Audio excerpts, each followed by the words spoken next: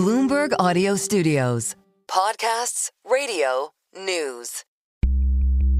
In late May, troops from Thailand and Cambodia exchanged gunfire in a disputed border area, leaving a Cambodian soldier dead and relations between the historic rivals at a dangerous inflection point. The conflict set off a chain reaction that included border closures, threats of retaliation, and finally, a phone call between Thailand's Prime Minister Paetongtarn Shinawatra and Hun Sen, the former leader of Cambodia, who still holds power as president of the country's main political party and the father of its prime minister. Hello, can you hear me, Uncle? Well, as you can hear in the phone call, she started by calling him uncle. Patpicha Tanakasempipat covers Thailand for Bloomberg out of Bangkok. She's known by her Thai nickname, Best. She says Paetongtarn is the fourth member of the Shinawatra family to lead Thailand in the last quarter century.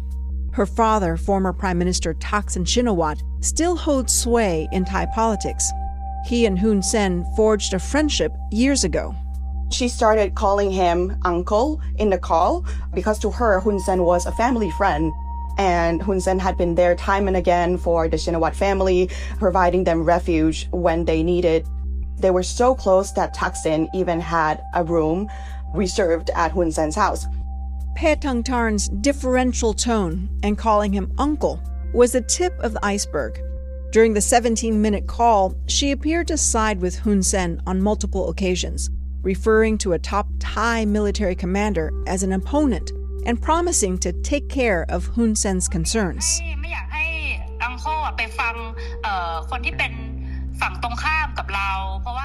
She sounded critical of the Thai military and she characterized them as the other side while putting her and Hun Sen on the same side.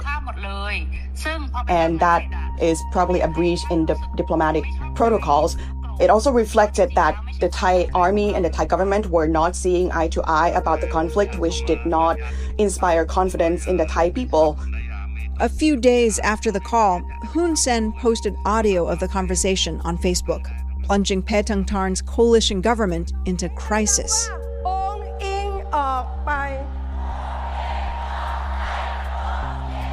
The phone call set off a big and dramatic chain of events, pushing the government to the brink of collapse with the exit of a key coalition party. The strong public reaction to the call also set off several protests, including a massive one that called for Paetongtarn to resign on June 28. 20,000 people came out that day, and that was the biggest turnout in a long time. Paetongtarn eventually apologized for the phone call and claimed that her methods were actually a negotiating tactic. But the conversation has left her political future and Thailand's government in limbo. In the wake of the protests, Thailand's constitutional court suspended her as prime minister, citing alleged ethical misconduct. The court's verdict, which is expected to come later this year, could permanently remove her from the job. This spiraling political turmoil might all seem very dramatic, but for Thailand, it's a recurring theme. The nation has seen about 20 constitutions and roughly a dozen coups since Thailand became a constitutional monarchy in 1932. This is really another day in Thai politics, and also not the first time you find Thaksin or the Shinawatra family at many turning points or crossroads in contemporary Thai history. After all, this is the dynasty that has dominated Thai politics for the past quarter century, but now people are wondering if this is the beginning of the end of their dynastic rule. This is the Big Take Asia from Bloomberg News. I'm Oanh Ha.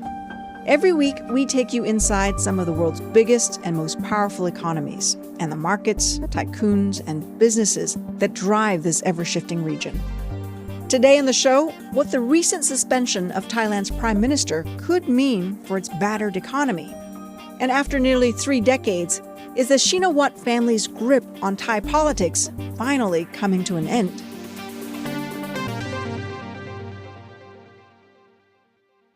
Paetongtarn Shinawatra is the fourth member of the powerful Shinawatra clan to lead Thailand.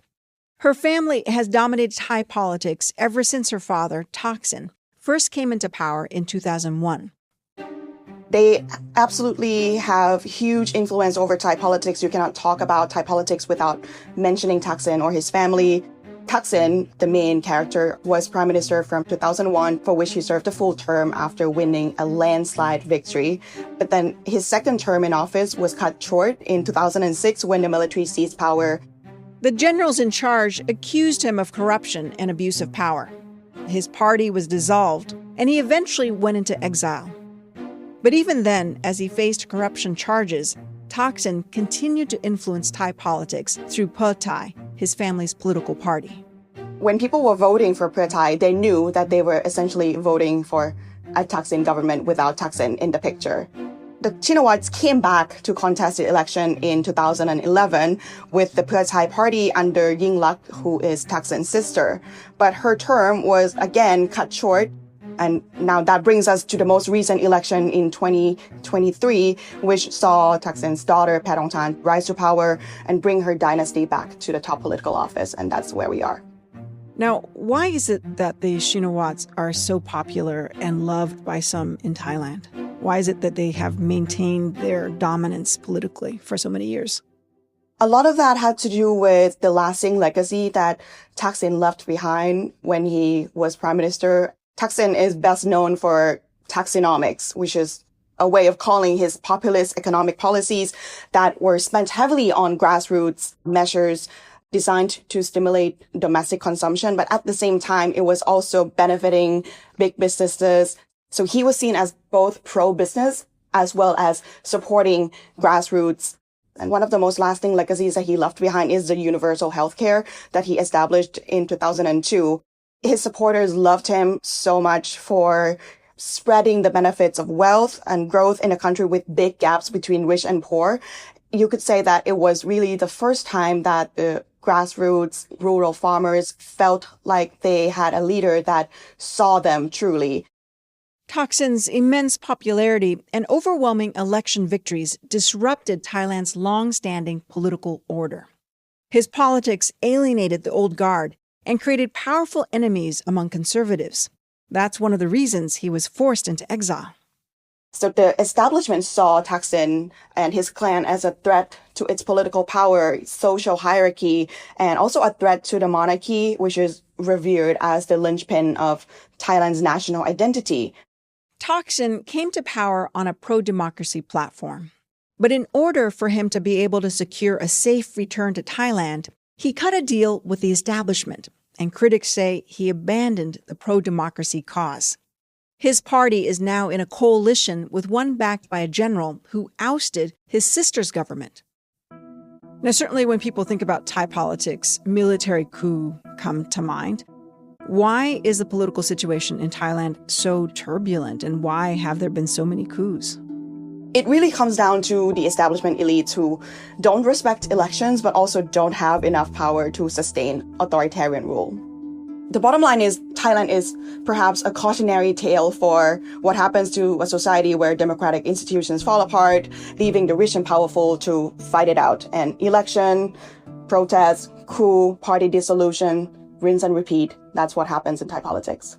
Now, in your story, you interviewed a political analyst, professor at Bangkok's Chulalongkorn University, who said, very interestingly, that essentially the powers that be aren't interested and don't care about Thailand moving forward with any kind of stability and workability. And I wonder then, what do they care about? And what do these political groups and these political factions want for Thailand? The elite establishment care about maintaining the status quo. The elite fear that the real democratic reform could unravel the entire system that they have been building to protect their privileges, positions, and immunity from accountability. They want to maintain political control, which safeguards their massive economic networks, including lands and concessions and monopolies and military-run businesses and the elite patronage system. The repeated systematic pattern of dissolving political parties, especially those that won elections over the last 20 years, seems more than a deliberate way to keep democratic institutions weak and to keep the traditional status quo for the elites to stay in power. After the break, what the political chaos in Thailand has meant for its economy and its status in the region.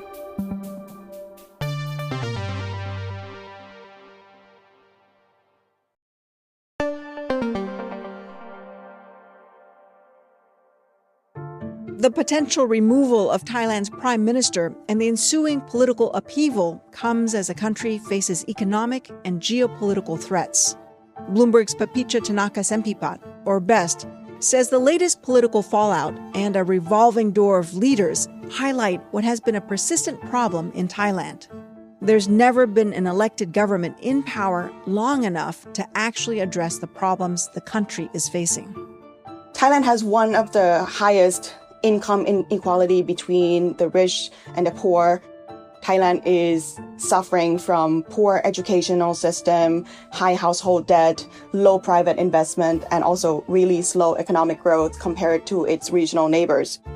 Much of the country's current predicament stems from almost 9 years under the rule of former army chief Prayut Chan-o-cha, who rose to power in a coup in 2014. The political instability has had long-lasting consequences for Thailand's economy and its standing in the region.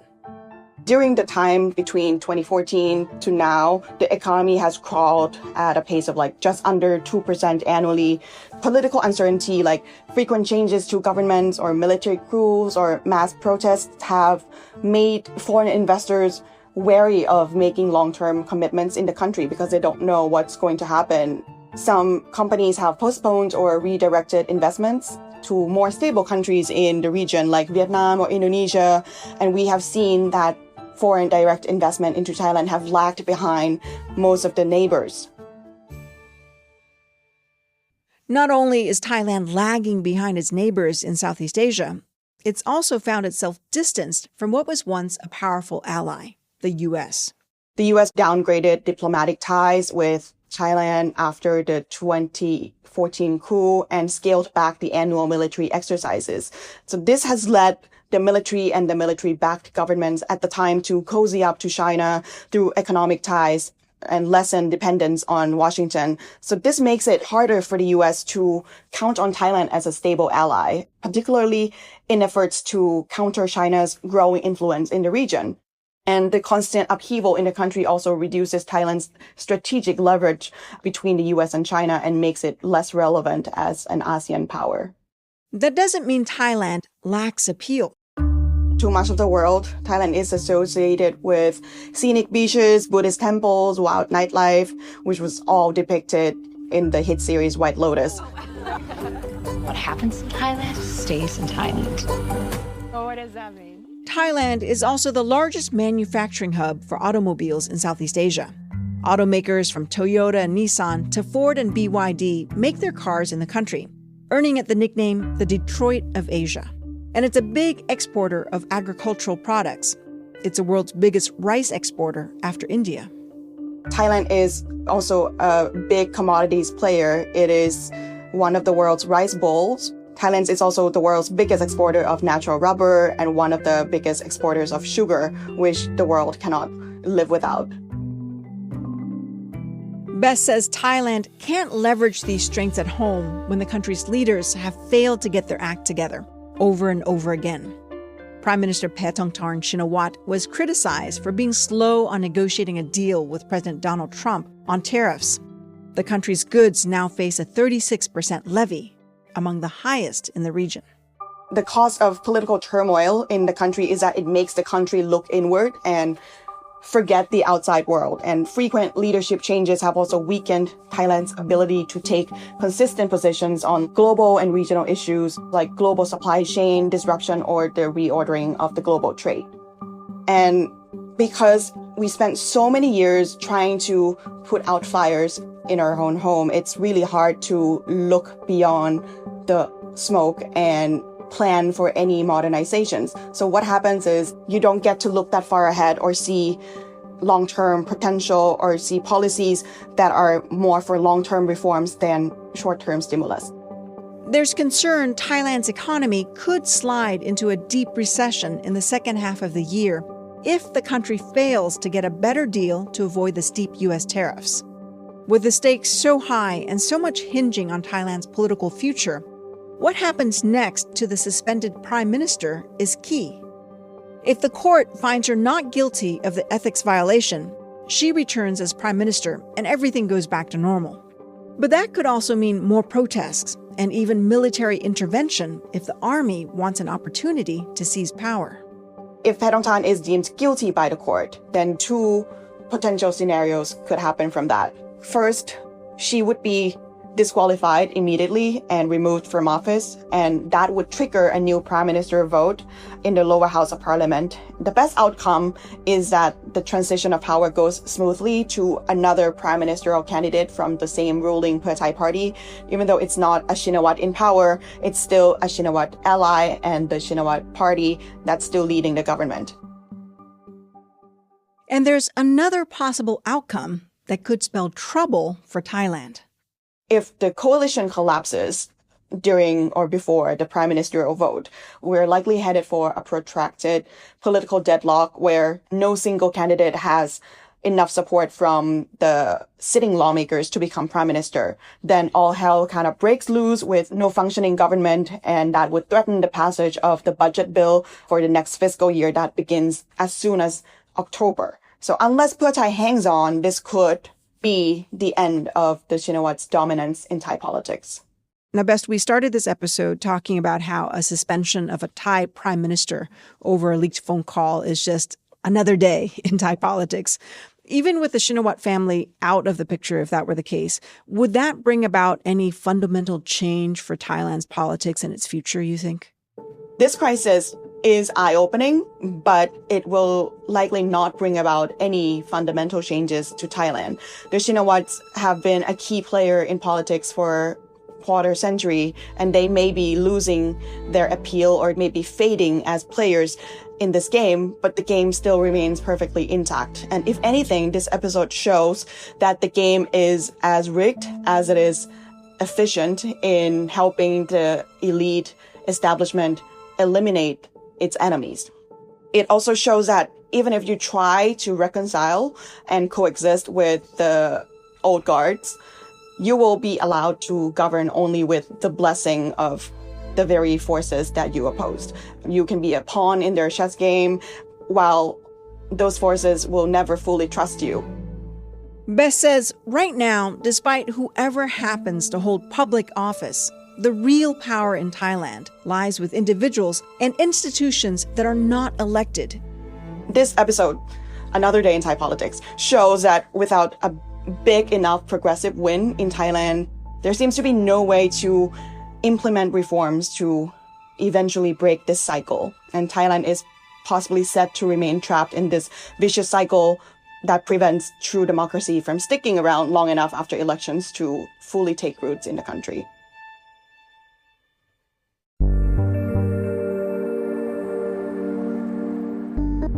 This is the Big Take Asia from Bloomberg News.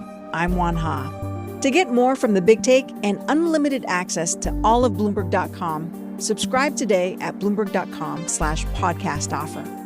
If you like the episode, make sure to subscribe and review the Big Take Asia wherever you listen to podcasts. It really helps people find the show. Thanks for listening. See you next time.